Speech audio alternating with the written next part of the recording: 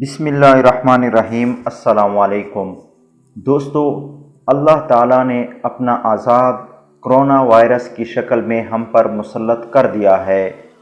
کہاں گیا وہ امریکہ، فرانس، اٹلی، برطانیہ جو کہا کرتی تھی کہ ہماری سائنس نے بڑی ترقی کر لی؟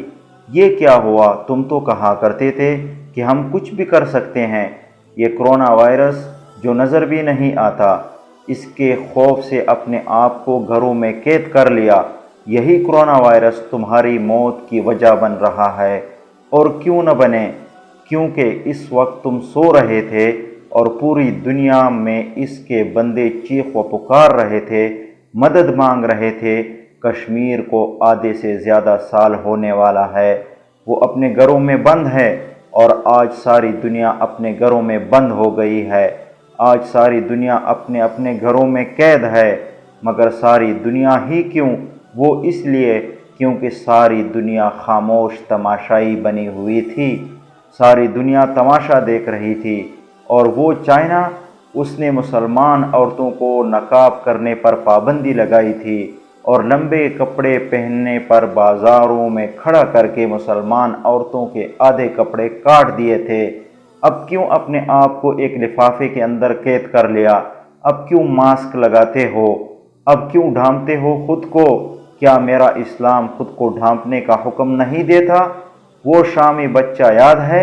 چھوٹا سا بچہ جو شکوہ کر رہا تھا، ہمیں چاروں جانب سے گھیر لیا ہے، ہماری پاس پانی نہیں، خوراک نہیں، ساری دنیا کی فوج ان پر بمباری کر رہی تھی۔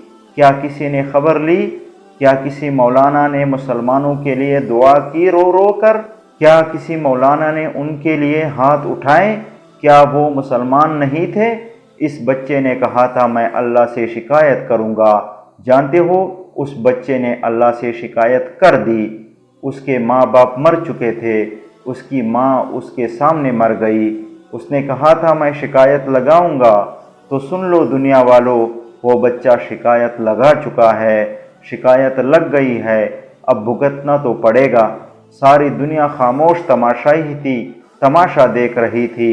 اس وقت مسلمانوں کی تکلیف پر کوئی نہیں بولا۔ برما میں مسلمانوں کو کاٹ کاٹ کر پھینک دیا، اس وقت کوئی نہیں بولا۔ آدھے سے زیادہ سال ہو گیا، کشمیر پر کوئی نہیں بولا۔ جانتے ہو، جب خدا کا عذاب آتا ہے تو سب سے زیادہ تماشائی مارے جاتے ہیں، تماشائیوں کی پکڑ ہوتی ہے۔ آج اس عذاب کو مذاق بنا رہے ہو۔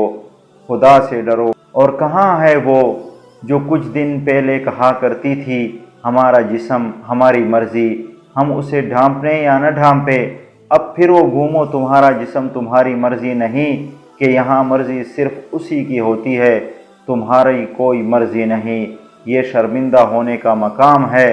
آج ساری دنیا اللہ تعالیٰ کو سجدہ کر رہی ہے، پوری دنیا میں اللہ اکبر کے نعرے بلند ہو رہے ہیں۔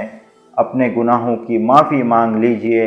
آئیے دوستو، سب مل کے مسلمانوں کے لیے، پوری امت محمدیہ کے لیے دعا مانگتے ہیں۔ اے اللہ، ہمیں اپنے اس عذاب سے بچائیے، ہمارے خطاؤں کو معاف کر دیں، ہماری خطاؤں کو بخش دے، ہمارے گناہوں کو معاف کر دے۔